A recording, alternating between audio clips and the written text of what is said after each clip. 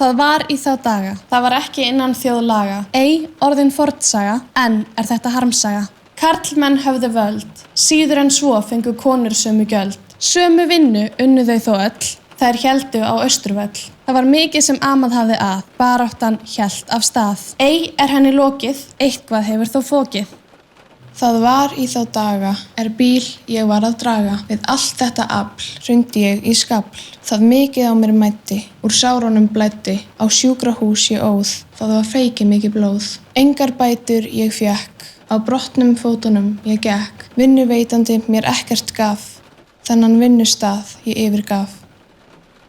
Það var þá daga, feður þurfti að slá haga. En snífatt börnin heima biðu, karlinn vann í storm kviðu.